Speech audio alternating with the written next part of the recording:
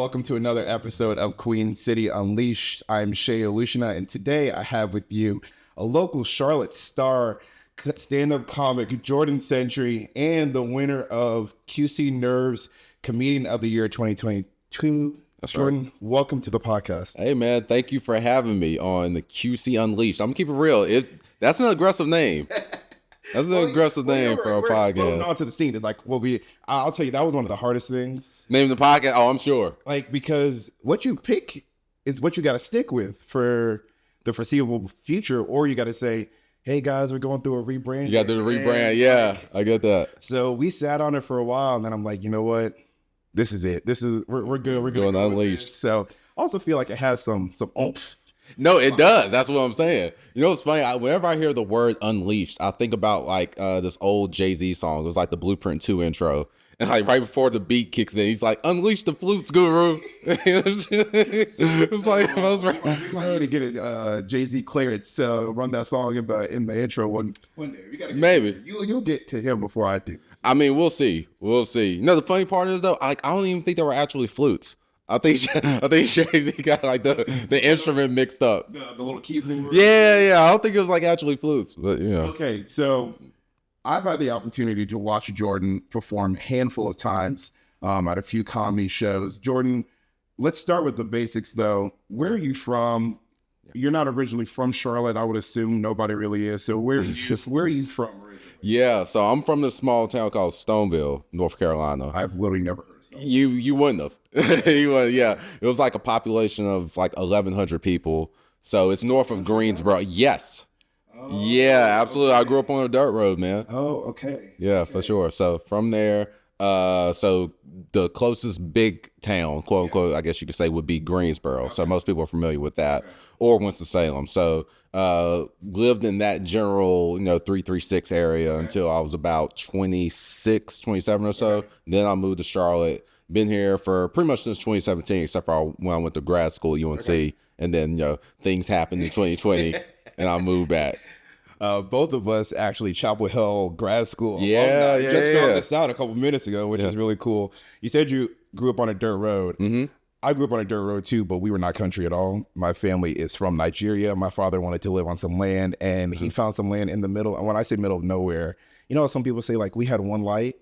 Yeah. We didn't even have a light. It was like a two-way stop at the train tracks. Oh, okay. And that was the downtown. There was like a post office, a bank. They took the bank from us. So the bank got moved somewhere else, 2 auto shops and a gas station. And that was it. That was the downtown of a place called Beaver Dam outside of Richmond. Wait, okay.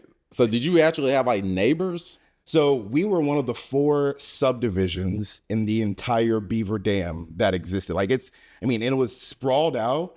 So the population is also really small, but in our neighborhood, everyone lived on like 10 acres. Okay. And so we had like maybe 50 houses, and there's maybe 2 or 3 others like that. The rest of it, farm, 35 acres, 100 acres, farm. And so come farm season, you knew it was bad because you'd walk out the house one day and just the whole air smelled like manure. Mm-hmm. And you just knew it's like, oh, they're tilling the ground. They're getting ready to plant something. Okay, wait.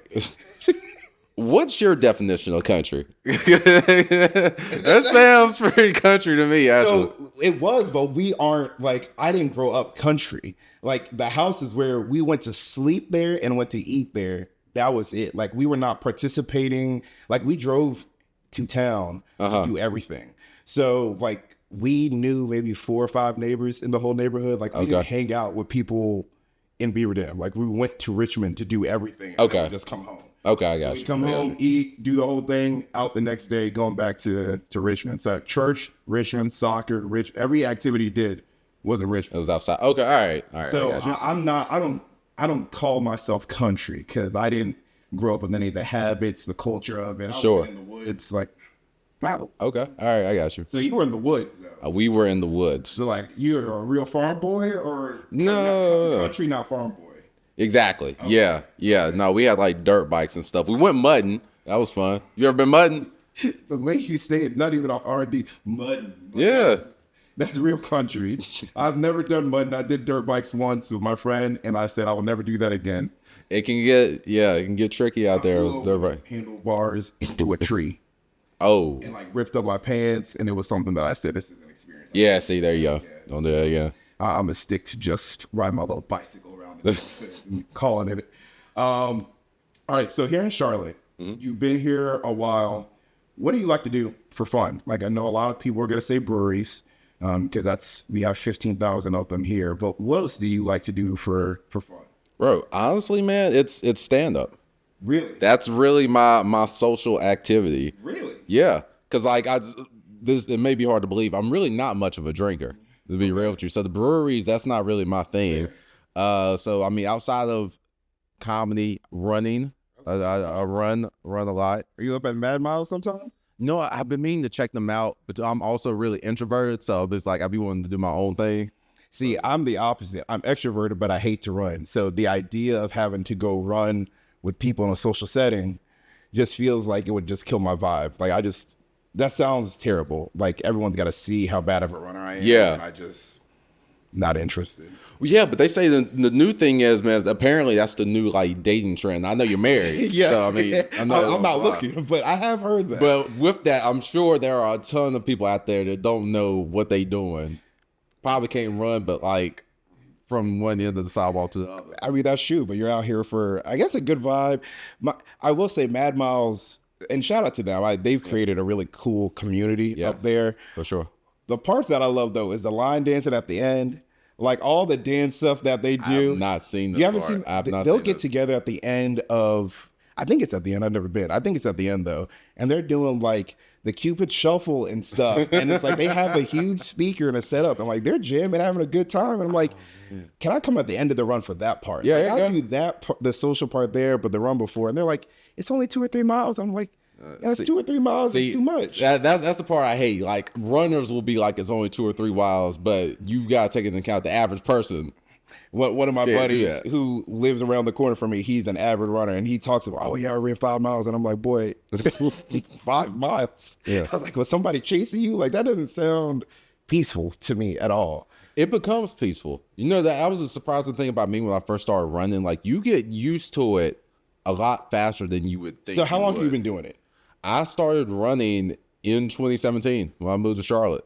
So what is your average if you say, hey, I'm going out for a run? How many miles are you running? Oh, see, that depends, man, because I'm usually training for marathons, right? So depending on what part of the program. Marathons? I've done a few.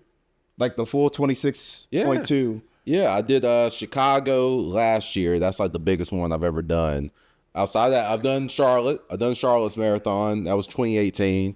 Did the Richmond Half. That's actually a really great race. So you're a runner. Yeah, more so before I went to business school than I am now. But yeah, sir, we happened to be in LA March of last year and it just happened to be the same weekend they had the LA Marathon, and then our hotel was right by the course, so we saw these people running and watch for a little bit, and there were people running without headphones. I'm like, that sounds like purgatory. Oh yeah, no, I can't. Like if you wanted to torture me, hey, go run a marathon and don't listen to a single thing.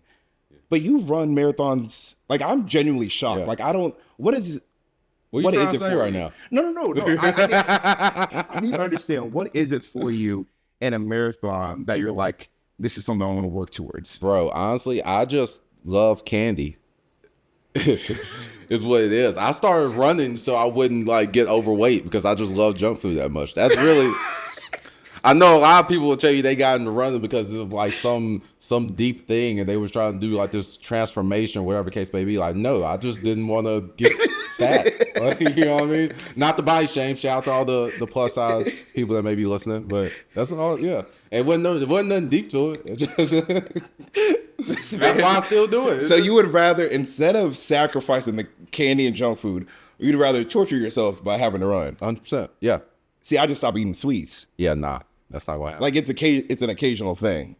No, I buy the like industrial size bag of M&Ms when I go to the food line. Sir. Yeah. And you don't think that's the problem? No, it's not the problem because I run.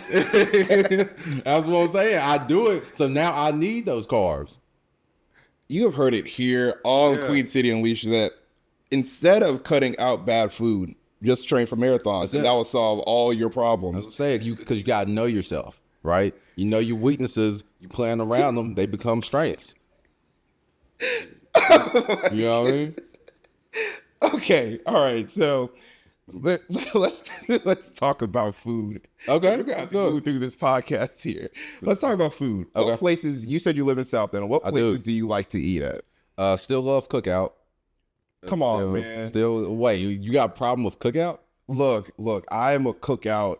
I was a diehard cookout fan all through college. Okay. I was, yes, and follow me. I was, and then in the last year or so, I went and I'm like, oh, I'm gonna get a tray. First off, the trays are almost $3 more than they used to be. They've upped the price. And That is true. That was part of the whole allure of cookout, was that you didn't have to pay a lot for it. Mm-hmm. Now it's expensive. And I was like, for this, I could just go get quality food at Chick-fil-A. So what I could get for the same dollar to me isn't worth it. But then also afterwards, I felt horrible. Like, I felt absolutely horrible. So the only thing I get from there is the milkshakes, because they still slap. Yeah. But that's what I'm saying. You can get a tray with the milkshake, and it's the price of a normal combo meal at Chick-fil-A. Like, it's still kind of What's your tray order, though? This is important. What are Oh, you man, getting? lately I've been doing the 2 quesadillas, 1 chicken, 1 cheeseburger, double up on the Cajun fries, and the drink I usually do get a Diet Coke, because I can't go too crazy with it. Because it depends on how many miles I ran. It depends on how many miles I ran. If it was my long run and I did like 10 plus, I might be able to spring for the milkshake. So mine was the double up on the chicken quesadillas, the honey mustard chicken wrap, and then depending on the day, it might be fries, it might be the hush puppies, and then I would actually go huge tea. Wait, all right, hold on. Let me clarify though. Are we talking present tense, or are we going back? Like, Wait, my orders never really changed. Like, I used to do the barbecue sandwich like when I first started. Say that was the OG right there. Yeah, but then the barbecue started to make me feel kind of way just looking at it, like when they had to Yeah. open it, and I was just like, you know what, I'm not sure. I've kind of backed off from pork myself. a Yeah, little bit so I was since like, I don't know about this. So I went to Yeah. the chicken quesadillas. So it's a lot of chicken quesadillas, honey mustard chicken wrap. I feel that. That was my cookout order. Yeah, I used to be all on the pork sandwich, man. I used to get the pork sandwich, chili cheese fries, Sir, and the fruit punch. love yourself. Yeah, I did. I did. But it works. That was back when I was in undergrad, so like I wasn't even running then. I was just We were just walking. Yeah. So active. Yeah. Like the difference between that and grad school, I'm like, what is happening to me? And it's one of those things I think is part of maturing too, like understanding how your lifestyle can affect you in like ways you just didn't expect. I'm eating the same amount of food, if not a little bit less. And I'm like, my body feels like it's changing. It's like, what is that? Well, one is also, I feel like, maturing.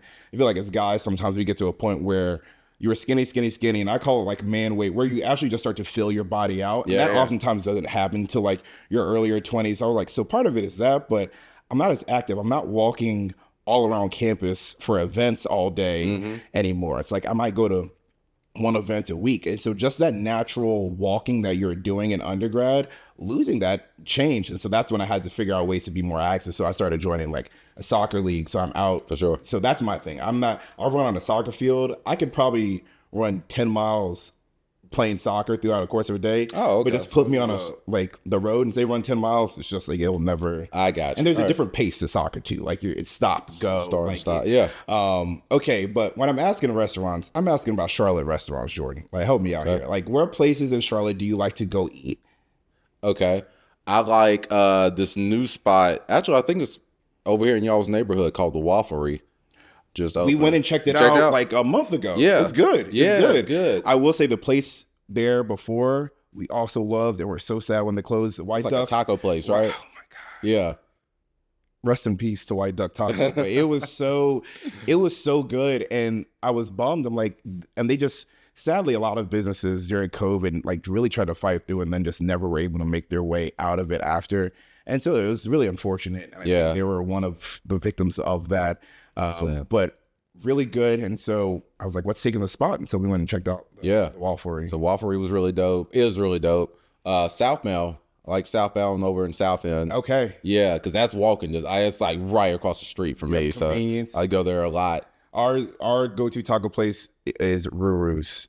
I like Ruru's. Okay. Well, and it's the same order for, like, I'm also the person that if I find an order I like, I rarely change it. Yeah. So like I'm don't fix what's not broken. And so I ordered the same thing. They're walking, they're like, are you ready? I'm like, I'm waiting on the table. I know what I want, from the drink to the queso that I'm gonna get to the 3 top. Like I know the exact lineup every single time. Does not change. Sometimes, man, when we're going to a new restaurant, I will look up the menu in advance so I know like what I'm going to order. Like, especially maybe if I am running a little bit late, I can just call whoever's there, be like, "Yo, just go ahead and place this order for me."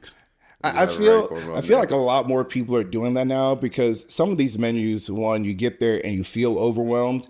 But the other thing I realize is like, if you're catching up with friends, right? Like say, hey, we're going out to dinner.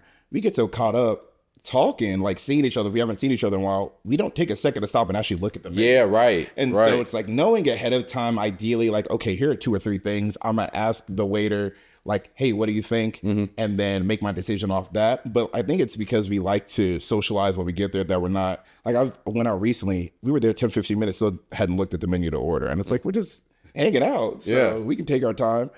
So it's frustrating when you're the only one that does that though. Cause like you came prepared, everybody else is still talking. It's especially like when you're hungry. Yeah. It'd be like, man, can y'all just like we could pause for like 3 minutes and just figure out what we want. We would save us a lot of time. Yeah, especially if you're hungry. It's like, hey guys, like let's go ahead and like put that order in. Exactly. All right. In Charlotte, you like to do a lot of comedy, and we'll get to that in a little bit. But for just kind of living here, what are some hidden gems or things underrated about the city? I think people talk about what the city is known for, and they talk a lot about breweries. Somebody recently talked about Whitewater Center. What are some things that you feel like are underrated here in the city? You know, I really like this place called Greystone Pub. I like that place because nobody goes there. Oh, okay. That's why don't blow up his spot. Yeah, but I mean that's why I like it because and they have their own parking lot too. So I just know I could pull up. That's rare. Anytime I want and just walk in. I can get a seat at the bar. I can get a table. Okay. I never have to. You like the food? Food is cool. Okay. Yeah, it's not. I wouldn't say it's the best, but it's like it's good. It's passable. Yeah, it'll get done. Okay. Get the job done. Okay. So yeah, it's a nice laid back spot that like people just for whatever reason don't seem to pop up at. So well, I'm sure they appreciate your business. Yeah. There you go. Yeah. What is kind of going off of that? Do you feel like Charlotte has a shining star or a staple? So a thing to do or like a place to go to, like if you're visiting. So you think of like Chicago, you're going to go to the Cloud Gate or the Bean. Yeah. You're in New York, you're going to go to the Empire State Building or the Statue of Liberty. Like a lot of cities have, you have to go see this here or experience this. Do you feel like you have, like we have something here in the city that's like a go-to kind of shining star? Not to that level. Because the first thing I think of, and I don't even know what it's called, what is the thing that looks like a silver bird? In Uptown? Like, yeah. You know the statues? Yeah. I don't know what it's called. That's what I'm saying, but that's what I mean. Yeah, I've taken like people there to take pictures of it. Someone recently mentioned the NASCAR Hall of Fame, but like I'm not into NASCAR. No, so that's not like a place that I'm like, you have to go. Yeah, I don't think we have like a staple that it's like you're visiting the city or like everyone in Charlotte like loves this thing, or it's like kind of like a cult following. Yeah, exactly. Yeah, I don't think we have that, but in terms of like, I don't know, popularity, that's probably the most notable statue that we have, right? Yeah, there are a few others. The one that I like, and it's not even super notable, there's a park at Uptown that's got a whole bunch of arrows. Oh, yes. Different Charlottes around the country. But I don't think that's a staple. I don't hear anyone ever talking about it. Yeah, no. The one that I used to say was like a staple was Sycamore in the Lot. I felt like that was a staple that if you came to Charlotte, everyone talked about the one brewery that had the big open field. Okay. You remember like before they put that was one that I felt like a lot of people talked about. And I still love Sycamore now, but I feel like that was like just that experience. I felt like that epitomized at least the South End Charlotte culture. And that was like a big go-to. But now I don't. Do you feel like Charlotte is getting too pretty? Getting too pretty? Because you're right, because the new Sycamore looks great, but beautiful. At what cost? Because it takes away from some of that original some of the vibe. Yeah, so I don't think we're getting too pretty, and here's why I say that. I think Charlotte being one of the like the newer cities to be developing has gotten a lot of time to watch the rest of the country develop. Mm-hmm. You go to a lot of cities, Baltimore, Philly, Chicago, New York, like Atlanta. they are not exactly the cleanest cities. Oh no, no, And no, I no. feel like that's why we feel it's pretty, because to us, big cities look like those. And so for us to see Charlotte this way, we're just on the early end of it. But I'm sure there was a moment like where Atlanta maybe had some of that vibe, or Chicago had some of that vibe. And I think we're just so early on in our development that it does have a very, really shiny new feel to it. I hope it stays that way. I hope we grow at an adequate pace. I don't think that's happening. I think we're outpacing whatever I don't think normal. that's happening. Yeah. But I will. People do come in. They're like, "Your city's so clean and so nice," and I'm like, it does also make me just feel comfortable. Like it just feels like we take care of our city. And I mean, that's shout out to the city of Charlotte and whatever work that they're doing to do that. But I do think we have. I do think it feels good. Do you think it's too pretty? I think that there's been a lot happening that has like taken away from like the original vibe, right? Oh, absolutely. I think to the degree like where you keep like building up something new and you're tearing down like some of these old restaurants that you have like nostalgic feelings for, it just kind of takes away from it. And so Yeah. So I'd call that the history. I don't know if I'd call that the Okay. pretty. I do think we're losing history. okay, that's fair. Well, to that point though, I did just see my first rat not too long ago out here in the city. Shh, we're not supposed to tell. Nah, I'm not gonna ask you where. it wasn't too far outside of Uptown. No, I'll tell you where it was. All y'all people moving here from the Bronx, man. Look what y'all did. I'm sorry to all the New Yorkers. I'm sure you're not. I'm sure you're not responsible for it. Yeah, no, I think that's. I have not seen a rat, but I do feel like we're losing some of like, and I think that's some of the culture too. Like what Charlotte was. Was it the chicken coop? Yeah, Price's Chicken Coop. Yeah, so like losing staples like that, Mr. K's, I was there in South End. I think it is sad when we lose some of those from the pricing, and I think that's our city is so quickly developing. We don't have institutions, you know. Like you go to Philly, you're getting a cheesesteak. You know, these are some of the institutions of. We don't have a lot of those. The one that I give a big nod to, and I cannot remember the name of it, is in Plaza Midwood. It's the really small bar. And I don't know if you've seen this story, but Thirsty Beaver. Thirsty Beaver. Yes, Thirsty Beaver. Shout out to Thirsty Beaver for standing your ground, because I have a lot of respect for what you guys have done over there. If you don't know, Thirsty Beaver has been there since, I mean, I want to say decades. Yeah. And has been offered money time and time again to sell the property because they knew Plaza Midwood was going to blow up. And this bar isn't like, it's not the most glamorous It's thing. not pretty. Yeah, no, it's not but pretty. it's got that grit. It's got that like true Charlotte culture. And they somehow got it zoned that somebody bought all the land around them. And so the apartment building is literally built around the Thirsty Beaver right there on the street. So it's like a U shape around them. And even now, like they refuse to give up that land. And I think, one, again, kudos to them, nod to them. But I think it's hard to do when you've got developers offering millions and millions of dollars to buy your land and then put something else up there that is going to be shiny and pretty and doesn't have some of that culture. So I think it's probably hard too, because I don't know these families. These are probably family owned businesses.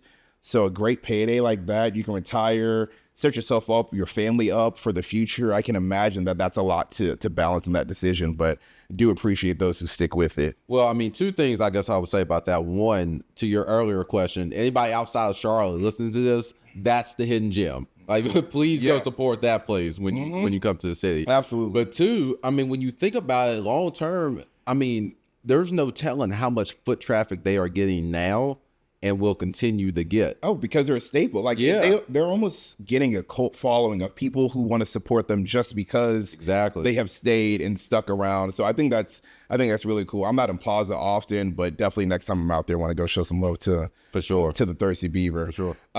Okay, comedy. What were you doing before? You went to you got your MBA from UNC. I did. Did you do something with that before comedy? When did you go full time into this, or do you have another job you do on the side? Like, what was that? Where'd you start to get to where you are now? Yeah, so I actually started in Winston-Salem, North Carolina. I started in 2017. It was like 2 or 3 months before I moved to Charlotte. So did like 2 or 3 open mics out in Winston, and then moved to Charlotte. And don't get me wrong, the majority of my growth as a comedian, the opportunities I've gotten has happened in Charlotte. Okay. So I'm not downplaying that at all. It's just I did technically Yeah. start in Winston. But no, so I started comedy before business school. When I went to business school, I actually took a break just because I was class president. So it was like, Okay, Mr. Presidente I was over saying, here. do not do it. Yeah, Do Mr. not do it. Presidente. You'll, Okay. it'll ruin your experience.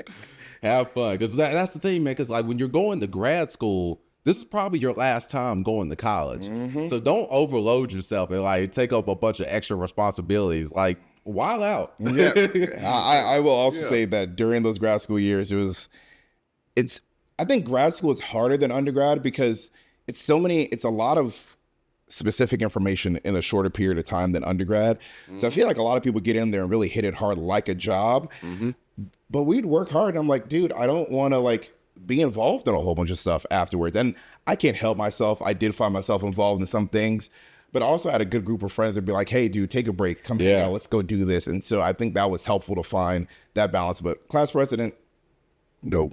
So you took a break in Chapel Hill. I took a break from comedy. Well, granted, again, just the timing of it. A lot of comedians had to take a break. Yeah. So that actually kind of worked out. So when I got back to doing comedy, my peers had like moved ahead of me, but not so much as they would have had like things been normal. Yeah, COVID not happened. Yeah, Okay. exactly. Okay. Right. So I came back to Charlotte like September of 2020, started doing comedy again January of 2021, and I've been doing it consistently. So where did this start for you? I know you said in Winston-Salem, but like in your heart, like were you the funny kid growing up? Were you class clown? Some comics say I was picked on. Like, what was your origin story of being a stand-up comedian? Yeah, no. So I wasn't like the class clown or anything like that. This was really more so of like a New Year's resolution type thing. Yeah, because again, just being more introverted, I was looking for something to do, like just to get outside my comfort zone. And like on my lunch break one day when I was in Winston, I like saw a sign outside of a bar that said open mic comedy on Thursdays, whatever.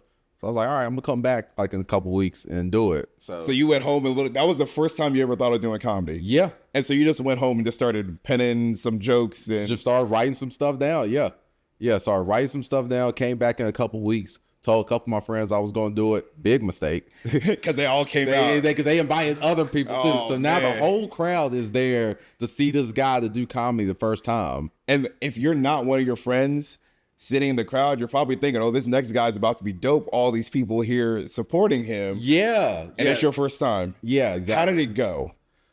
It was, okay, I wasn't funny. I can tell you that. Oh, okay. I wasn't funny, but I remembered everything. Like, I didn't have to bring any notes on stage. I remembered my whole That's huge. 7-minute set. So I was like, That's a win. that was a win to me. Like, Okay. that's what gave me like the inspiration to like keep going after that one time. Do you remember any of the jokes from your first set?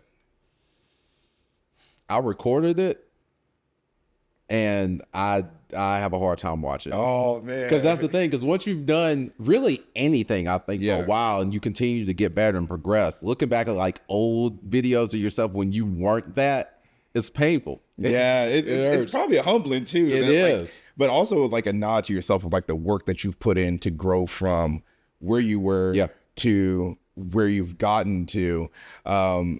That's gotta be tough. Yeah. But nobody booed you though. Oh, no. I've never been booed ever. Oh, okay. Yeah. So I did have a question. How do you have a bomb story though? Like once you're into it, not like early on, but once you're comfortable, do you have a funny bomb story that you can laugh at now, but like was terribly painful then? Oh yeah. Yeah, 100%. I did this comedy / poetry show. Okay. Which, for the record, has never went well for me. The comedy and poetry. Yeah, together? anytime I've done like 2 or 3 of those, always goes bad for me. I've never had a So good you time. stay away from those. I don't like doing those. Okay. I really don't like doing those, but I'll do it again if you pay me. Yeah. It's comedy. But yeah, I remember I got invited out, and the dude that was hosting the show, he was somebody that had been doing comedy for 5-6 years at this point. Okay. So experienced dude, somebody that I respected, and he was telling me before a show, was like, hey man, you're one of like the new comics I'm like keeping an eye on. I really see what you're doing. Oh, so it's no. like, yeah. So I'm over here like feeling like I'm on the right path. Oh man. And so I think what really made the show even worse is they let all the poets go first. So like you got all these people, you know how poetry can get. Like Yeah. it was like really some real heartfelt. getting really deep. And then now coming on to tell some jokes. And now the host, the comedy host comes up and he does his like however long, 5 minutes or whatever, but he's been doing it for years. So like he did great. And then here I come on stage. And man, this was like the first time doing comedy that I felt people laughing at me. Oh no. Not at my jokes, at me. And like, you're nervous when you could like feel the sweat going down your back. Oh no. Like, I'm panicking. Jordan. And I was supposed to be on stage for like 7 minutes. I got to like 4, maybe. I got the 4 and I was just like, hey, thanks everybody. Oh no. Yeah. What was the conversation with the guy who was hyping you up before? Like, did y'all ever talk about it? Was he supportive or? Yeah. You know, I don't think he was hard on me because at the end of the day, every comedian bombs. Has those moments. Yeah. If you have to, especially when you're newer. Like, yeah, that has to happen. You can't do this and not bomb at some point. So I don't think he like looked at me in a bad way because it happened. But it took a couple weeks for me to recover from that. I don't think I'd come out the house. Like, I'd probably never do comedy again after that. That's like a defining moment probably for everybody that does comedy. Is like, how do you respond to that? Because it's going to happen. Man, yeah. Has anyone ever come up to talk to you about it who was there that saw the bomb? Nah, because there really wasn't like a lot of comedians there. Like anybody in the crowd that ever saw you. Oh, the crowd? No. I think probably that was my own doing. I probably kept my distance. I probably hid in a corner and cried for a little bit where somebody could see me. I got an awkward... I experienced the bomb. So you watched it. Okay. There was a stand up. They started with open mic the first half, and then they had some comedy. Oh, that's a terrible setup. Well, so here's the thing. This isn't going wherever you think it's going. It's not going there. So the bomb was the host. So he was the host of the open mic night, and so he was a real comic. So in between these people coming up and doing their open mic, some of the open mic people actually like had a few good jokes. And you know, they're figuring it out, and they're not pros at this. Mm-hmm. So no one's harsh on them. But this guy was actually a comic, so he'd come out, do a couple of jokes in between, and then bring up the next person. Mm. And even his jokes in between weren't really funny. And the part that always makes me nervous, and I'm sure you'll be able to speak to this a little better, but when a set's not going well, and then people want to switch to crowd work to try to get it going, and then the crowd work is part of it. I know there's a skill to crowd work, but I also know sometimes you have to be lucky because you cannot control what some of the people say back to you. That makes it easy for you to eat off of what they're saying. Like if they're a dud and they don't answer with the energy or something that you can turn funny, like you can't help that. Sure. He was getting the worst of it. Like they were giving him bad answers, but he kept trying to cook with it. I'm like, dude, get out of there. Yeah. And so that happened during the open mic. Well, then another person comes out to host for the actual comedians, and he comes up and he's supposed to do like a 10-minute set. Okay. Jordan, when I tell you it was dead silent, I'm talking about like 100 people in this place. I mean, it is packed, like standing room. Yo, you gotta tell me where this was. I will afterwards. Yeah. It is about 100, maybe 150 people standing, or sitting, standing. He got up there, did about 2 minutes, and then just goes, all right, man, screw it. And the thing was, off the stage, you had to come down these steps. So like we see you come down the steps, and then he had to walk through the crowd to like walk out the door and then just left. And I was like, wait, who hosted the rest of the show? No, so there was another host for the other comics. He was a comedian who hosted the open mic folks. And then there was another host to host for the actual comics. I got you. He literally just said, came down the steps, and like we were on the side by the steps, so we're seeing his face as he turns off the stage and is just walking down, and I'm like, oh no, and he just weaves his way through the crowd, and then just walks out the door, and I said, yeah, that would be it. I'm moving, like I'm quitting my job, I'm leaving the city. I am literally never ever. You won't see my face again here in Charlotte. I was like, I don't know personally how I would recover. For so like to bomb that bad, I'm like, he walked out, like you at least tried to finish, like close it up. He's just like, forget this, and literally just walked out. Yeah, that's right. You can't do that. Oh man, professional. You can't do that. But it was bad though. Like it was bad, Jordan. It was bad. I was so concerned for him. I'm like, I hope he's okay. So how do you deal with the nerves though now? Like I'm sure it's still. And especially in this climate where for comedians, I've heard like the big pros talk about how hard it is to do these comedy shows. Watch the Tom Brady roast and talking about how so many of those comedians were happy to have something like that because it felt like they were all finally able to let the clip go and just like kind of let it all out. Sure. And we live in a time where we have to be, I feel like comedians have to walk this very tight line of pushing the envelope or really going over the line. And some comedians have the audience and the fans that will keep them going, just going over the line all the time. But I feel like a lot of people are more in this middle. Do you get nervous about that? How much do you take that into account when you're writing your jokes?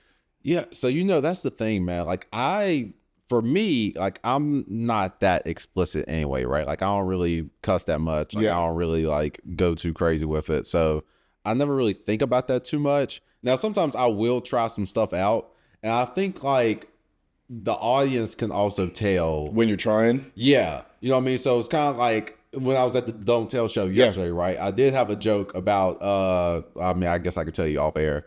I can say it. I can say it. So it was a joke about the Olympics, right? Okay. And how we didn't, as a country, Team USA we didn't medal for Olympic shooting. And I was just saying how those other countries were lucky that we didn't have the event in a school. And that was the joke. And it got like, it got a couple of laughs. It got a couple people that reacted how you would expect. But that was the only joke that was like that. Yeah. And everything else was kind of like my normal material. So there's one thing, if you just have one joke that's offensive, you can get around. You can save the set. Yeah, you can definitely save the set. In the audience, but if that's just you the whole time, you're probably ain't gonna make it unless you are just really good. And that's your fan base too, probably. Sure. But I think that's really the key. I think like, I don't necessarily believe in like cancel culture and all that. Okay. My belief is however offensive the material is, you have to be just as funny to pull it to off. Cover it up. Yeah. Yeah. It's like, as long as it's hilarious, you can say whatever you want. I honestly believe. I will say, I think I've appreciated comics when they do, like, when they're a little more thought-provoking, like, because I think I've seen comics be offensive, but also thought-provoking at the same time, and then also really funny. And so there are moments where you're like, that's kind of messed up he said that, but it's like, wait, that's kind of true. And the delivery was really funny. And I think you got to give both at the same time. The comedians that I don't appreciate is like when they just are saying dumb stuff on purpose and then just keep going. And I'm like, your delivery isn't even funny. It feels like there's no effort. Yeah. That makes it hard for me to like really enjoy it. But I mean, your joke, I mean, it's not, sadly, unfortunately, in this country, it's not right. Like, that's one of those to me that I'm like, dang, he's kind of right. Like, yeah. And that's the point. I think that's the other point too. It's like, I think that's a mistake that a lot of newer comedians make. Like when they're trying to be quote unquote edgy. Yeah. It's like, no, that's not the point. It's like, are you actually, do you have a point here? Yeah. Are you actually making a point? Or are you just trying to use shock value? Yeah. Humor? That's the difference. There was something to that, just there more than it being a joke. Like, yeah, that's a real recognition. Goodness gracious, a good recognition of a problem. What kind of bourbon is this? Not even that. The real recognition of a problem that we have in this country, and I think that's really something that is unfortunate. But when it comes to one thing that I appreciate from comedians, and this is the thing that I probably nerd out the most about, I think comedians are some of the best storytellers on the planet. Yeah. And that is why I actually enjoy comedy. I think there are you can find funny in a lot of ways, but the way that comedians are able to tell stories, like I love a good joke that's maybe 4 or 5 minutes long, that I'm following you on a path, because now I'm thinking you're telling me about characters or situation. Like, I'm thinking about it. Like, even just now, you're talking about, like, you bombed. Like, I don't know where it was, but in my head, like, I've placed you on a stage. I've seen the guy giving you the pep talk. You're 4 minutes, and you're like, this. Like, I've seen that. And I think that's, I appreciate that so much, because my mind is always just, like, going. And it's like, what would this look like? What would that, one of my favorite, and I feel like you remember this, Kevin Hart's, my mama told me to tell you. Oh, yeah. I saw that visually as soon as he told that story. Like him in the mirror trying to pump himself up, like him getting on the school bus telling his boys like, hey, and then walking into school, my mom told me to tell, like, that story, like it's so creative, and like we all know comedy's exaggerated. Like of course, it's never really what happened. Like, did he walk into school and really say it like that? Is that what happened? No, but you exaggerated to tell a story. But the great ones and the good like comics to me, like he painted such a clear picture that I'm like, yep, I see the teacher stapling. Like no teacher staple the paper to his chest. It's like I see it happening. I see him talking to his mom. It's like I just appreciate you guys so much for that. What goes into the joke writing for you? Like, do you prefer the storytelling? Do you prefer more the thought pieces or the quick hitters? Like, how would you describe your style of comedy? Yeah, so I kind of look at my comedy in themes, or I like to even call it chapters. Right? Okay. So when I'm writing jokes or putting my set together, I like to put jokes that are related together. So I'll have like a whole section about being in grad school, right? Okay. I'll have a whole section about how I grew up. So when I'm writing, it's not necessarily in a story format, but because I'm piecing them all together, it is kind of creating more of a coherent. narrative. It's all together. Yeah, because the ultimate goal is I want you to come away from watching me knowing more about who I am as a person. Like, it's not enough for me to just make you laugh, because you're probably not necessarily going to remember these jokes an hour from now. But maybe you got a sense of who I am as a person, and maybe you do like want to see me again because of that. Yeah. I will say Jordan is very funny. Thank you. And I don't say that because he's here. There is a group called Don't Tell that Jordan, you do a lot with them. They're all over the country, but we started going. It's a really cool concept. You can buy a ticket, like $25, and then you don't know the information. You just know the date. Yeah. And I think the time. And probably the neighborhood, I think, is when you you get like a general neighborhood, but you don't find out till like 4 or 5 hours before where the actual comedy show is going to be. We've been on a stage in an auditorium down in Uptown. We've been in the back room of a cigar lounge. We did you do backyard. You were at the backyard. That's where I met y'all at. Yeah, the backyard. So there was one in some guy's backyard. He was a fan, had a huge backyard, and said, I host you guys. So we had a comedy show there, gotten to know Jordan, Will, a few of the other comics. And it's fun to see the thrill of it, of like not knowing where you're going to be, but then also getting to support a lot of local comics, I think is really cool. Where else are you performing? Like, where can people find you? I know you're at the Comedy Zone. Yeah, I'm usually at the Comedy Zone once a month. I host a open mic on some Tuesdays now at Starlight on 22nd. Where's that? It's in Noda. Okay, yes. Okay. We saw you at that one too. Probably, yeah. So you can catch me there on some Tuesdays. I'm hosting at least the first half of the show, probably. Host an open mic every Saturday at this place called The Landing, which is in Uptown Charlotte. Okay. So those are my regular spots, but then I'm usually at the Comedy Zone once a month. Various shows around the city I'll get booked on. So definitely follow me on social media. Yeah. We'll get to it. We'll plug you. We'll make sure that people know. Yeah. We talked about a bomb set. Oh, Even the Muse too. I'm there once a month too. All right. Tell me a story of like a set that you did that you were so happy with, where maybe it wasn't even perfect, but you felt like you were on the right path for what you were doing. Oh yeah. Just recently I was out in Hickory, North Carolina. Ooh. Yeah. Okay. So, I'm intrigued now. Another small town, North Carolina.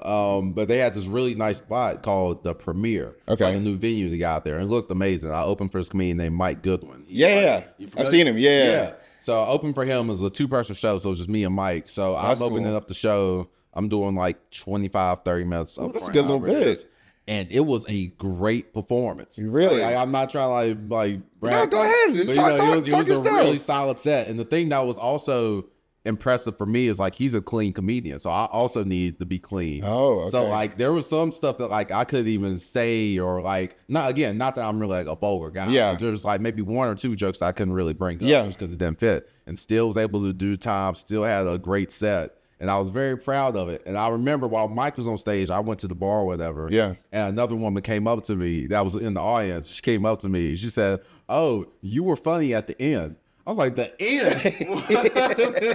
The end? What? And I was like, I knew that was like, that's not true. I was afraid. I feel like that's hard too, because one thing I feel like as a comedian, especially if it's not your audience, not everyone appreciates all the humor. Like Sure. I've been to, again, with Don't Tell, I've been to a lot of the shows. There's some comics where I literally tell my wife, I'm like, I didn't laugh doesn't mean they weren't funny. They just were not my cup of tea. Yeah. Because I think if you've been doing stand-up for a while, you're funny to somebody. And I think it's very hard to be funny to everybody. I think there are very few people. Well, honestly, I don't even know any. You talk about the big comedians. Dave Chappelle is revered by most comics. I don't think a lot of people, not everyone loves him. Oh, yeah. Yeah. Not everyone loves Right. Kevin Hart. Not everyone loves Cat Williams. Not everyone loves Jerry Seinfeld. Like, there are a lot of comics that people do not like, and I think that's okay, but it's knowing your audience. So I feel like that's hard, though, when you're opening, it's not your audience. Somebody else probably would have thought, people probably thought your whole set was hilarious. Yeah. And no, that was the part that made me laugh, because I was like, you could clearly hear people beside you laughing. Like, so I don't know what you mean. Like, no, maybe I wasn't funny to you, but no, you stop. Maybe, like, yeah, don't be grumpy. Like, just enjoy it. And also, I feel like that's such a backhanded compliment. Like, you were funny at the end. You could have just said you were funny, or I enjoyed you. Yeah. And at the end is like, you're probably getting hyped up, and it's like, oh. Yeah. It's like, you could have saved that. Like, why you even, you didn't have to talk to me if you were going to say that. But what about early on? Do you have a moment early on where you like started after grad school, where you're getting back into comedy, where you were like, yeah, I know, like, I've got some talent to be able to do this? Oh, after grad school. Like early on, to kind of set you on this path where you're like, because I'm sure there's probably a moment where you're like, should I really be doing this or should I not? Yeah, What sure. was that kind of turning point for you to get to like, yeah, this is what I should be doing? Early on, there was this open mic at this place, it's not even here anymore, called Eagle Speak, which is off of South Boulevard. And there was an open mic. I had like two of my friends with me that came to watch me at the show. Okay. And, you know, it was an open mic and I was still new. So I did however I did. But then after the shows, we were like going back to our apartment complex. One of them said to me, and I think they were being genuine, it was like, yo, there's a clear difference between you and pretty much everybody else that was on the show. And that meant a lot. Yeah. It was just like, not that anybody was amazing, but like we can clearly see there's something different about when you're doing it versus everybody else. And so that was something that like really stuck with me. I think it's cool to have friends that are going to support you in your endeavors. I got a lot of friends, even with this podcast, like friends that help me out, whether it's on shoot days or whatever. Even my wife, like people who are going to support you like your village. And that's also going to be honest with you. Like I've had some people listen to a couple episodes and like, hey, the audio was a little off, or like, hey, what happened here? And it's like, that feedback is helpful, because I don't want people to just like, oh, you guys are killing it. Like, and I appreciate those people, but it's like your close friend, like your boy that's there, that's telling you like, the confidence that you're able to build off of that, knowing like, this is a guy who doesn't have to lie to me. Like he's being genuine when he says that. So I think that's super cool. I can't have you here and not talk about comedy outside. All right. Okay. Who are some of your comedic inspirations? Like when you were growing up, who are some comedians that you're like, oh, I love them? And then as you also start to become a comedian, who are some that you were like, I would like to have their comedic style? Because just because you love them doesn't mean their style would be for you. So what, talk about that. To me, in his prime, Cat Williams is the greatest comedian of all time, like hands down. That 3 special run he had from the Pimp Chronicles to American Hustle to his Pimpin', put that against anybody else's 3 specials, and Cat's going to win. He's hilarious. Yeah. Okay, so that's one of your favorite to watch. Yes, but I also did take the element of he has this ability of taking serious subjects and making them so silly that like it's funny. But he's like really he's really speaking about something. He's really making a good point. So that's always something that I've like kind of tried to implement, but I can't do him because he's very animated, and that's not also my style. You're not 4'10", and I feel like that, sure. I feel like that helps. I feel like that helps with his acts a little bit. Like you flying across the stage the same way, I don't think would have the same effect. I ain't got the same velocity that he has. Going across the stage. Who else? Sarah Silverman. I don't know her. You don't know Sarah Silverman? She acted? Yeah, she has. She's been in a few movies. I think she's been like Super Troopers, maybe. Oh, no. She's been in a few movies too, but she also does stand-up comedy. So that was one, mainly because when I was new, I was still like really nervous doing comedy. So like my hands would shake a lot. So I would used to like leave the mic in the stand. And I got that because I saw one of her stand-up specials and she did that. So I was like, oh, wait, let me just do that. Because otherwise people can see. Yeah, otherwise a might see physical- like, yeah. Okay. So I did that. Got that from her. How long did that take you? Like talking about the nerves there to feel comfortable. Man, dude, it probably took me like 2.5, 3 years before Really? I got, I think it was probably post-pandemic before I actually got, I was actually coming away from grad school before I finally got had the past confidence. that. Yeah. Man. Yeah. And even then, it never like, it comes back every time I have to like reach a new level, right? Yeah. Like, you know, when I started featuring and I started doing those like 20 to 25-minute spots, I was nervous at first, but then I got used to it because after I got enough reps.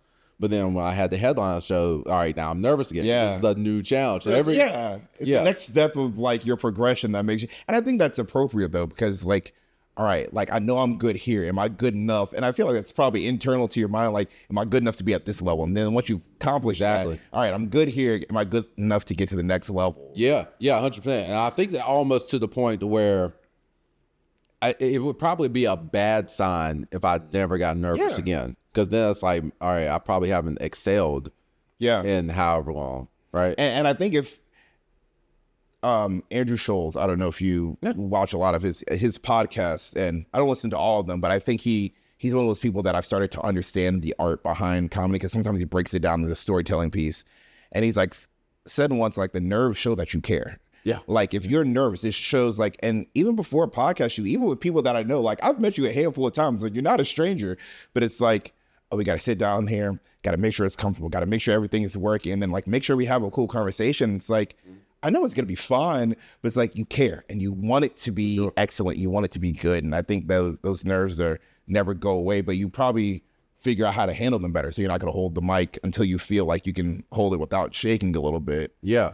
And then sometimes you just get forced out of that, right? Like sometimes everybody doesn't have a mic stand. Yeah. So like, all right, sure. Then you just gotta do it. You can't get on stage. Hey, you got a mic stand, something for me to put this in. Okay. Any other inspirations? And then let's go to who you try to take some of their elements from.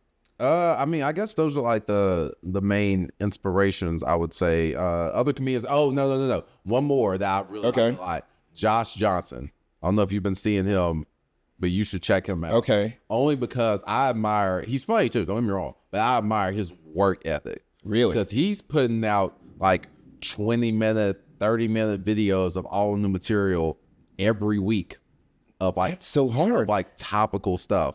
So it takes like comedians months to get it in like a good 40-minute set. Yeah, he's doing this every week on top of surely working on his own material that's going to be on whatever special is coming up. On top of being a writer and a correspondent for The Daily Show and doing all of these things well. It's just like, I'm amazed. Yeah. So I'm following him just because like, I want to know how he does it. That's awesome. That's it's cool. Sometimes there's a lot you can take from the work ethic of other people. Yeah. And like, hey, what can I do for me? Yeah. And to help. Yeah, no, exactly. So that's why I've been posting a little bit more on my YouTube channel. I've started a series called 8 p.m. in Charlotte, where I'm making jokes that's like relevant about like whatever's going on in the city. Okay. So I just posted one. Actually, I haven't posted the full thing yet, but I'm going to, about when the former president was in town. Oh yes, I saw the clip. I watched the clip earlier. So there's more to it than that. But yeah, just making jokes about that and like, then tied it into like how, we all hate towing companies here. So just trying to do stuff like that to where I know it's not going to have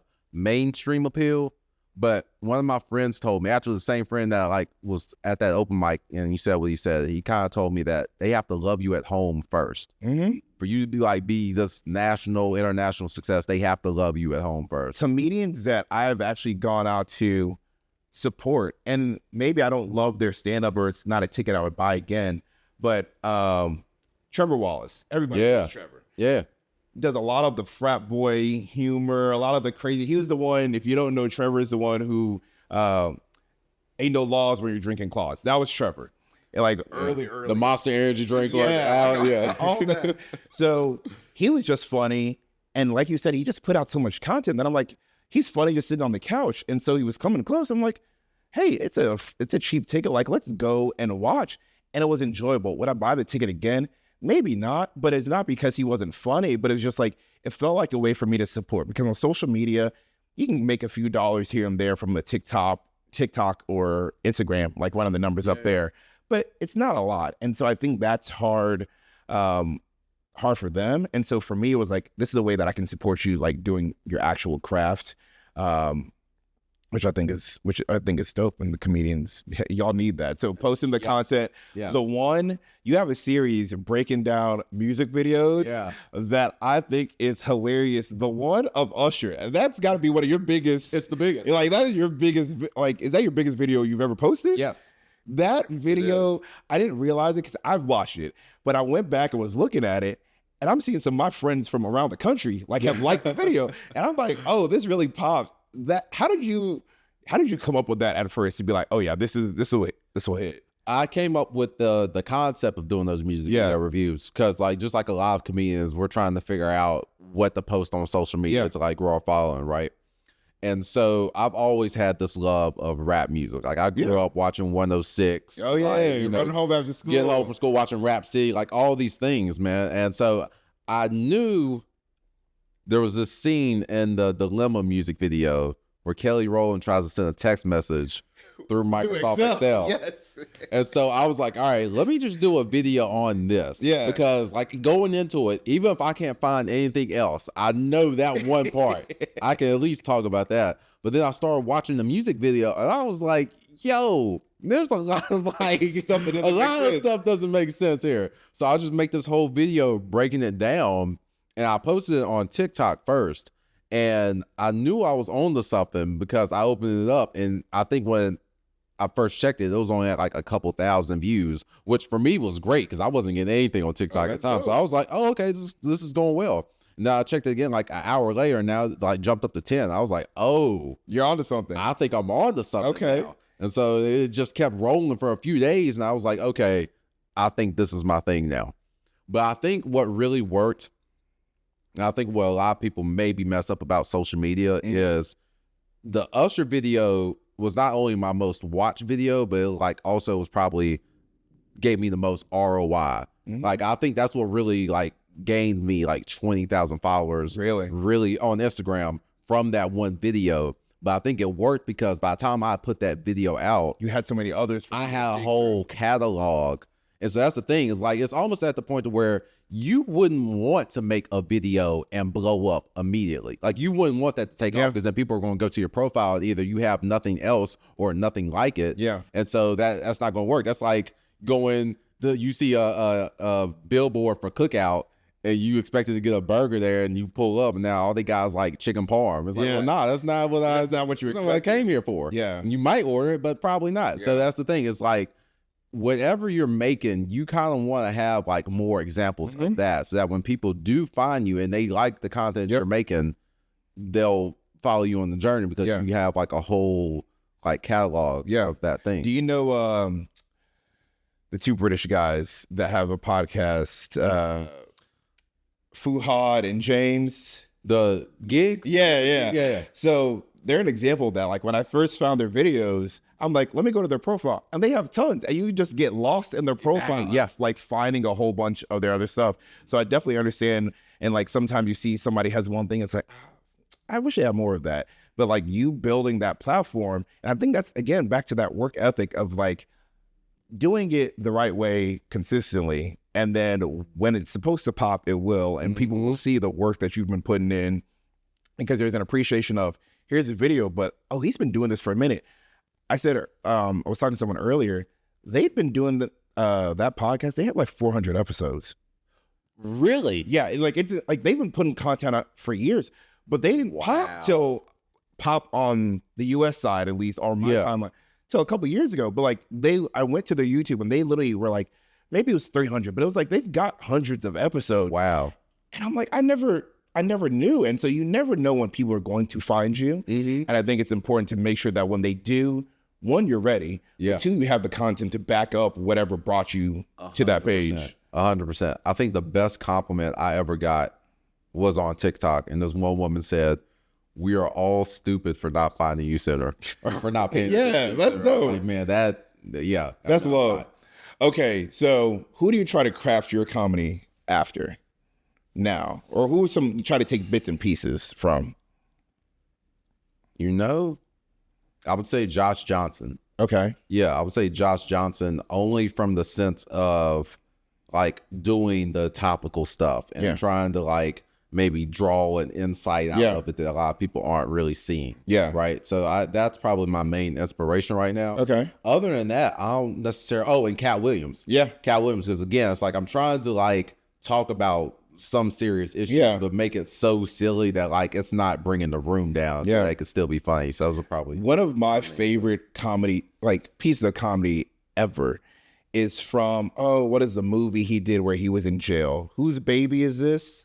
Cat Williams. Yeah, Oh my goodness. That bit with Tiffany, like that's early Tiffany Haddish. Yeah, school something. Man. Yes. Not School. It's not School of Rock. No. Nah, it ain't. It's not that. Cat Williams is School of Rock. No, it's not that. School. Oh, I cannot remember. But that clip to me is one of the funniest pieces of comedy Yeah. ever. And I'm like, oh God, he is so, even his Shannon Sharp interview, I didn't watch the whole 3 hours, but the man, like, he knows he's funny too. That's the problem. Like, he knows he's going to make you laugh. And I'm like, gosh, I'm glad I don't have that, because I probably would drive everyone around me crazy. If I was his funny and knew I was that funny, Oh yeah, I wouldn't shop. like, I wouldn't shop. I'd be talking to, they would stop inviting me to things. They were like, we can't bring him. You know what I like about Cat though, especially for that Shannon Sharp interview, he's dying with some of those lies. I think it was a lot of truth, but like when he said he read like 800 books a year or something, I was a cat. Come on now. I was like, nah. While you're having a successful career, I said, come on. How? He said, I was a child prodigy. I said, Yeah, not that. I don't know. All right. So talking more about comedy, what are some of your favorite comedy movies? Friday. Okay. That's Friday's gotta go That's up a classic. there. I'm going to tell you one of mine. Okay. I feel like it's a little underrated. Death at a Funeral. Oh, that's a solid one. Okay. Something about that movie, all the different things, Danny Glover in there, like annoyed and frustrated, Kevin Hart as the man from the funeral home who brings the wrong body. Like that movie, the one from Beyonce who's like mistakenly takes like Valium and is like tripping out in the bathroom. Yeah. Like the entire movie to me is so funny. And I'm like, a good one. for Okay. a newer one, that is one of my favorite. All right, that's a good one. You know a movie I used to fall asleep watching to like almost every night? Pretty Woman. So do you like it or not? No, I do like it. It was almost like a comfort movie. Like my mom had it on tape, and I was like, yeah, I was like 7 years old. I'll just play it every night, fall asleep watching it.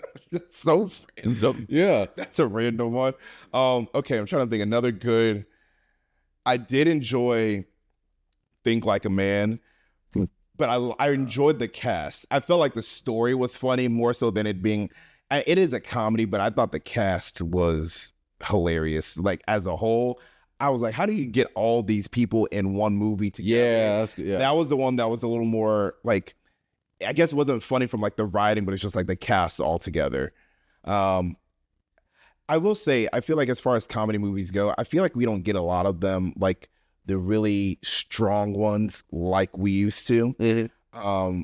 Back in the day, I watched the one with Jonah Hill and Lauren London that came out on Netflix. Oh Eddie yeah, Murphy. yeah. And it feels like, and they tried, and it was like good, but like it wasn't like Coming to America. Like that is one of my all-time favorites. For sure. Like stereotypically, I know, it's right on the head.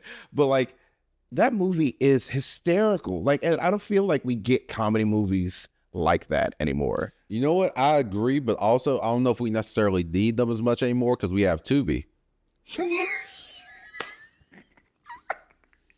I mean, when's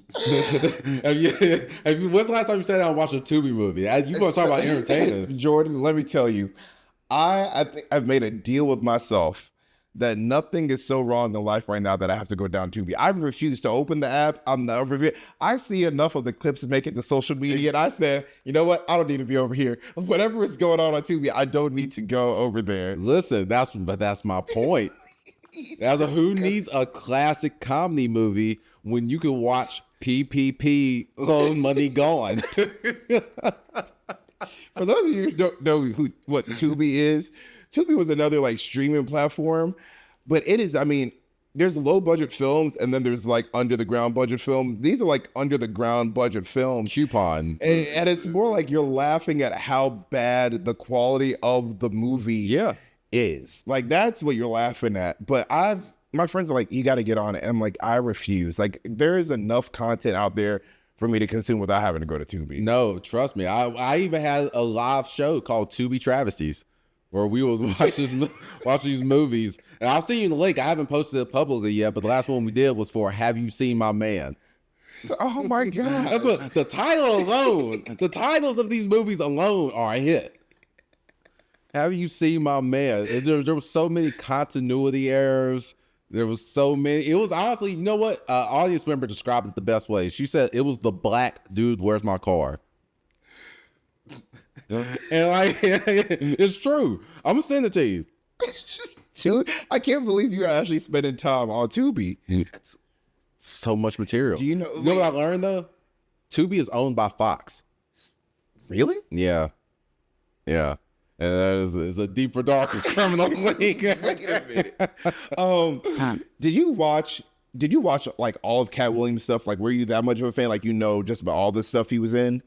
Movies, not necessarily. I've seen a good amount of his He did a movie with Michael Blackson, where he was a repo. Yes, and Master P was in it. Oh yeah, my good. That movie was, my brother and I found it on YouTube probably way before we should. See, we thought that movie was comedy, like, and it was hilarious because of how funny Cat and Michael Blackson were together. That movie was something repo. I can't remember what it was. I thought it was just Repo. Yeah. Oh my gosh, that movie was funny. Yeah. Okay. That's like a Tubi movie. That's true. Before, you know what? Before it was Tubi, it was the swap. It was a swap meet DVDs that like you're picking up, like early Tyler Perry movies. Like, so I can't stand Tyler Perry. Oh, this is a hot take. I can't. Is it a hot take? Okay, explain. Tyler Perry is like if you gave somebody with the ability to make a Tubi movie $200 million. It's like he's making the same quality movie as anything you could stream on Tubi. I will say, with a big budget. I don't consume his content anymore because I struggle with some of the narratives that he continually pushes. Yeah, no, that's my thing. Yeah, so I think he could do better. I think some of his earlier stuff was good. I think now it's hard for me to watch the same. How many evil dark-skinned black men can you find? Let's get to it. He's turned us against a lot of them. Yeah, a lot of we liked him. He was in that one movie. Like, yeah, that's right. I guess that's not a hot take. I do agree with that one. Yeah, I guess I do agree. You do that. You give us these crazy wigs and stuff to wear. You know goodness. What kind of braids did Shamar Moore have on in that movie, bro? You really don't like it. No, I don't. It's okay. I don't think I was ever going to shoot a podcast with Tyler Perry, so I think I'll be all right. Comedic shows. Okay. What are some of your classics? Like one, like you still rewatch that you love. What are some of yours? You know, you gotta put Chappelle Show in there. Okay. You gotta put Martin in there. The Office. Ooh, you like The Office? I love The Office. See, this is my hot take. I don't like The Office. Really? I refuse to watch it. My wife, when we first got married, she watched it all the time. So I try to watch with her. I actually don't think it's funny. Okay, where did you? I would say the season 1 was pretty slow. So you go to season 2. I've watched other seasons.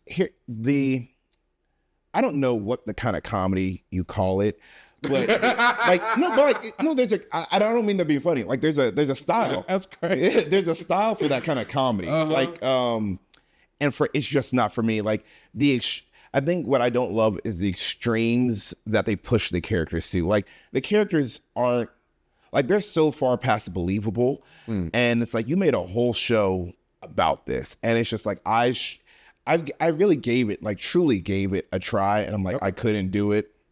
My favorite of all time is Fresh Prince. Fresh Prince. Okay, that's a good one. Yeah, so that is my favorite.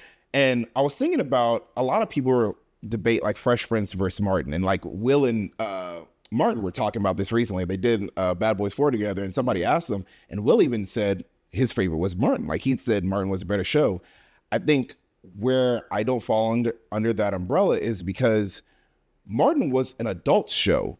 Fresh Prince, you could watch as a kid or a teenager. Like Martin had a lot more adult content. So when they were both like out, Fresh Prince, I was allowed to watch. Okay. Martin, I wasn't. And so I grew a fondness for Fresh Prince. Now watching Martin episodes, I mean, it's hilarious. Yeah. But Fresh Prince, I've watched all the way through. Okay. Like multiple times.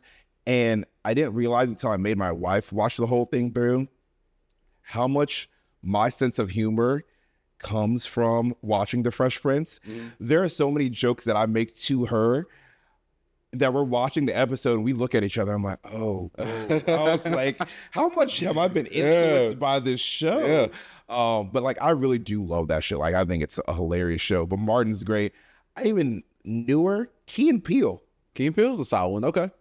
I think they have some of their bits that live on today, like the Obama black man handshake. That's classic. The amount of times that gets recreated now, like is he still doing it? Like, he was just with the basketball team and he still did it. Yeah. But some of the other ones that they have, like there is one recently. It's like one of them was acting as someone who's a gay man getting married. Or he was married, and the rest of the family, one of them brought him in to explain to the family, like, hey, what to expect at a gay wedding. And he starts off with like, it's just a wedding. Like and it's the family who's not used to that asking all these questions. They're like, what do we throw besides rice? And he goes, what else? He goes, I don't know, couscous. But like, the delivery of how they do That's it. good. Like, I felt like they were like, I think they're more current.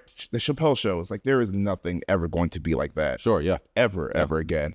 Were you watching like My Wife and Kids and like Everyone Loves My Wife Raymond? and Kids is a good one. I used to catch the reruns of Everyone Loves Raymond.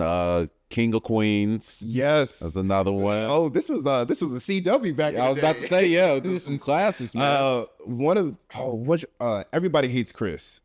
You know what? I didn't like that one too much. Really? I didn't. The daughter used to get on my last. Oh, she's terrible. nerves. Oh, she's man. terrible. That ruined the show for me. You know what? I can see that. Yeah. Because some of the things, like sometimes I felt like I really had sympathy for Chris. I'm like, Chris is going through it, and the sister would just make it. Like she just wanted to see him suffer. Yeah. And like it was hard for me to keep watching because I'm like, I'm the oldest. Like, and I was gonna say I have a little sister too, so I think that's what it got me. Like, as the oldest brother, like, and my family was actually 2 boys and then a girl. So just like Chris, and I'm like, maybe that's why I couldn't stand her so much. I'm like, and my sister is nothing like that. Sure. But it was just the idea that if she had done this to me, I'm like, man, I wouldn't be able to stand her. Like that would make me so upset. Exactly. Yeah, that ruined the show. Any other good comedy?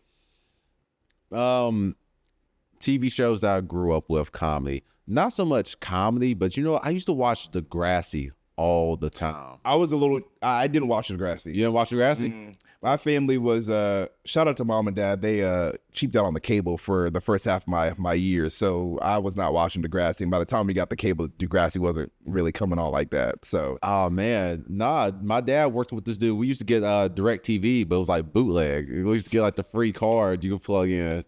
You pay like whatever, like, I don't know, it'd be like $20 and you would just get it until they like zapped it. So we was getting pay-per-view and all that, man. Yeah. We weren't doing it. There was a moment, do you remember when TVs switched to like digital and you had to like buy the antenna? Like if you wanted to keep like even the basic channels? There's a time when we went from like analog to digital, maybe like mid 2000s, and you had to buy the antenna. Otherwise, like your TV literally just wouldn't pick up anything. I vaguely remember that shit. My dad was like, you know what? We'll just do without for a while. I said, wait a minute, sir. What? You can't. We just didn't have TV. How much was the antenna? I don't, and it's not like it was, my dad was just like on print. Like my dad is a man of principle. He was just like, you know what? The family can do without TV. And I'm like, but football. Yeah. But basketball. And he was just like, we'll be all right. And so we didn't have it. And then the Olympics was coming on. He goes, all right, we got to get this. Yeah. Like, we have to watch the Olympics. My dad is such a fan of the Olympics. So we got, and then we didn't just get the antenna. We got cable too. So it was the first time in my life I had cable. Man, when I tell you, I started flipping. I said, look at all these channels. I thought I really made it. Like ESPN, ESPN Deportes, ESPN Women, ESPN. I literally had never, I grew up, I still remember, it was 6, 8, 12, 35, 65, 23. 23 was PBS for me. I think it was like 7 channels. That's all we had. So when we came back to cable, I was like, man, we made it. Like my brother and I were I'm like, we can watch like Disney, not just on Saturday morning. So I was like, oh, this is incredible. So I remember that, but that was a crazy time. Like really, we switched from analog to digital. Yeah. And everyone, I'm sure I can't imagine what the conspiracies were back then. I'm glad I missed. I missed all of that. Jordan, last thing about comedy, I really want to ask you. Sure. What have you learned or discovered about yourself? You got an MBA, and I'm sure a lot of people are like, oh, you got to do something with that. And then you decide to go the comedy route. What is something that you have learned about taking that leap of faith, believing in yourself, going for it, or anything else that you learned about yourself that's helped get you to where you are now? Yeah. Well, first off, let me just say, like, I do have a day job too. So okay. I am using the MBA. Oh, this whole time I've gotten this wrong. Well, what do you do for your day job? Yeah, I'm a strategy consultant. Oh, okay. Yeah. Okay. My apologies. Yeah. Okay. Kind of fell into it, man. I was planning on going into marketing, and then you enjoy what you do, though. Yes. Yes. Yes. yes. So, all right. He does. So, does this comedic side come out though there at work? Like, how do your coworkers see you? Yeah, not so. They know I do comedy, but like there really isn't much room for me to like crack jokes like that. To be honest, fair. So it don't really come out that much. Sometimes I feel like it almost hinders me. It's like they expect me to be more. They expect me to be the comedic relief. It's like, nah, man, I'm trying to finish this PowerPoint with this tight deadline that you gave me. Ain't nothing funny right now. That's fair. That's fair. I will say, I didn't say this earlier. I actually started writing jokes. Okay. Like in the last year. There are a lot of stories, and again, I love the storytelling piece of it, and it's exaggerated. There are stories of things that have happened in my life that I feel like are just comedic gold. And I think it's more about the delivery. And so I started writing them, and people are like, are you going to do an open mic? I'm like, no. Every time I start to add more jokes, I like you said, kind of, you want to line them all up so like they make sense. Yeah. I'll add like 2 or 3 more jokes, and I'll tell my wife, I'm like, hey, sit down, I'm going to give you some jokes. And I'll deliver them to her, and it's like, and normally she laughs, or she's like, that one wasn't good, or like, she's like, oh, that was actually funny. And then that's it. And people are like, you don't want, I said, no, I respect the craft too much to think I'm just going to walk up to open mic. And I know personally, I cannot handle the other people just looking at me going, that wasn't that funny. Like, I know I'm not cut out for it, and I respect it too much. Okay. But I literally have a whole notes. It's like Seyi's jokes. And I just would get in there and like really thinking about like, all right, start here. And this is a really good, important place to like punch. And then I just leave it there and let it sit. Well, I mean, I would have to say a couple things. One, you gotta keep in mind the setting, right? So you're practicing your jokes with your wife. Like, I'm sure she's giving you honest feedback, but you gotta keep in mind that like being around other people that are laughing is going to make you want to laugh too. Yeah. Right. So you telling that joke in front of an audience may go a lot better than you think it would, just based off the reaction your wife gave you. So you gotta keep in mind that. And then 2, you're not going to. You gotta pick up the basketball and shoot it if you want to get better. But it's not. See, and that's what I respect. I'm like, people are like, you could do it. I'm like, guys, I don't want. And here's the thing: it's taken me 28 years to write the little 10 jokes that I got. I'm like, these people are writing jokes nonstop. I'm like, I know I'm not. I don't have a clever enough idea where I'm like, oh, this. I don't have a lot of funny moments where I'm like, this would be funny to retell. I was like, and I got a few. And I'm like, if I got up there and started doing comedy, what happens? I tell my 10 jokes and then that's it. I said, now I got to start revisiting all my past life to figure out what funny moments are. And I'm like, that's just. Yeah. Well, so here's the thing. It's not necessarily even funny moments. There's like observations that will come to you that you'll necessarily realize. Yeah. So exercise I like to do is this thing called free writing. That's where you'll set a timer for like 10 minutes. and you will just write 10 minutes straight. Like, don't worry about trying to edit yourself. Don't worry about spelling, nothing. Let's get it just out. write. And then you'll be surprised at some of the thoughts that would just pop up in your mind when you're doing this free writing exercise. Like something I observed the other day. Have you ever noticed how attractive the women are that are on the front of the adult diaper packages? No. I know it sounds crazy. Next time you are in the grocery store, go down the aisle. It's not the incontinence aisle, but like go down the aisle and just look at the front of they are attractive. I've never. We're gonna Google it after the show. I'm gonna show you. You're gonna be surprised at how they look because they don't look like how you would expect somebody buying their product to look. And so that's a joke right there because it's not like a funny life story that happened when I was 16. That's just something random that I noticed. Oh, and now man. let's talk about it on stage and how I feel about it. Oh man, like that's the most. But I guess that is true. Like, and that's where I think people get really good at comedy. It's like pointing out the things that we've all thought about but never been able to pinpoint. Mm-hmm. I got one, and I would tell you, but I'm not setting it up like a joke. But this is a real story that happened to me that I'm like, this is included in. So this is like, if you're watching this or hearing this, I've never said this out loud to anyone outside of my group of friends, but my wife would always get on me. It's like when I used to go into the hospital for work, she's like, why don't you like take care of number 2 business at work? And I was like, and I would always be like, home, comfort. Mm-hmm. And then one day I said, you know what? It is past trauma. And she goes, trauma from what? And immediately I was transported back to being like 8 years old in this bowling alley. There was one bowling alley in Richmond, and it was like the only one at that time. So on a Friday night, Saturday, it was popping. Everybody was in, and I mean, it was as diverse a melting pot as it gets. So you've got real country folks, city folks, suburbs, like it is every race, every group is in this bowling alley.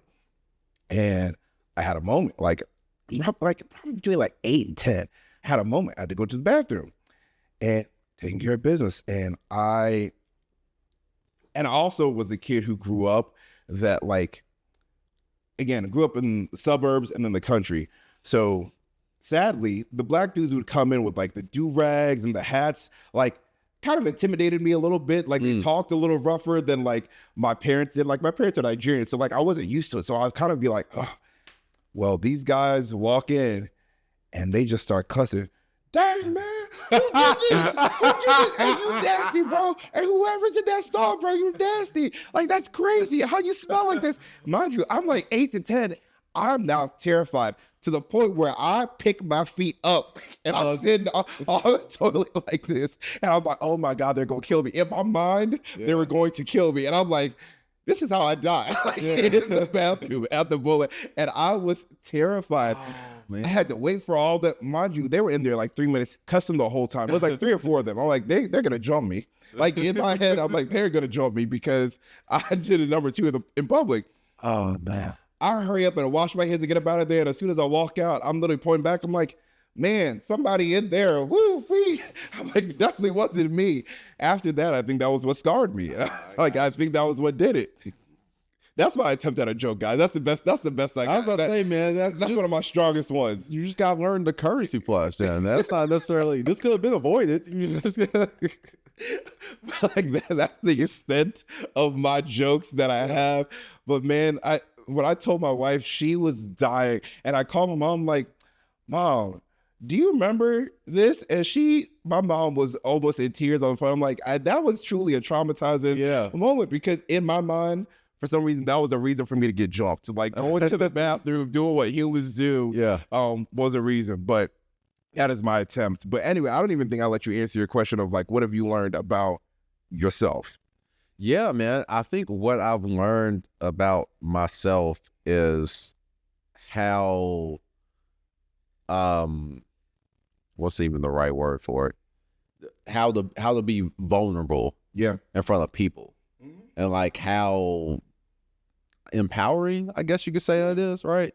Like it's funny in a way because I hate to sound corny, but like, you really aren't alone. Like these things that just seem so like off the wall that you may have experienced, like you say these things and you'll realize that a lot of people have like had this shared experience that, you know, you thought was so wild, right? And even if they can't, like, I think there is an appreciation that other people get from you, just watching you and hearing you speak about certain things, but then also taking that ability to make it funny as well.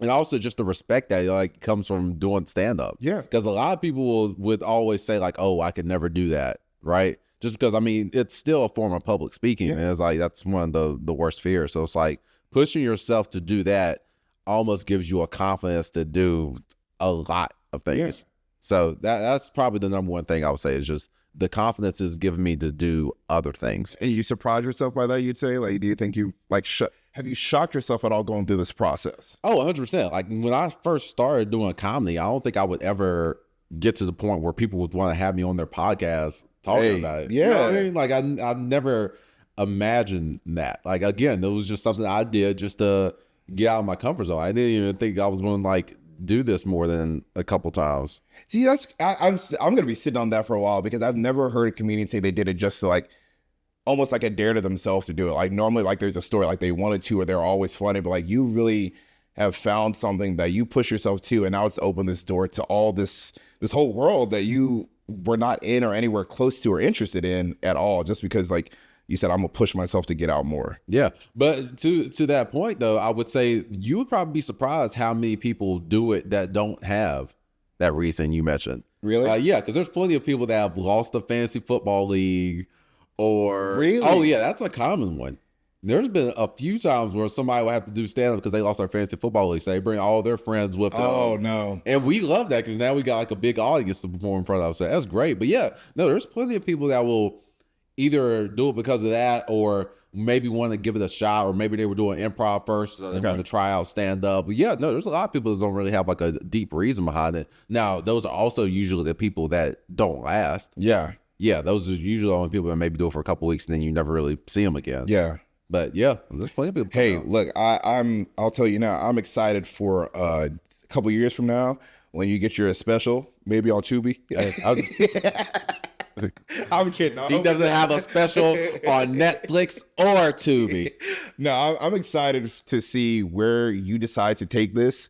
And hopefully I'll be one of the cooler, more documented early podcasts. So you can, for sure. I can be like, hey, I had him on before the rest of y'all, before the rest of y'all knew him. But no, seriously, I appreciate you coming on, hanging out. I told you before we were going to have some fun. And I loved it, man. This has been a lot of fun. Where can the people find you? Give them all the platforms that they can follow you. I want to make sure that they can support you. Yeah, follow me pretty much on all social platforms at Jordan Centry.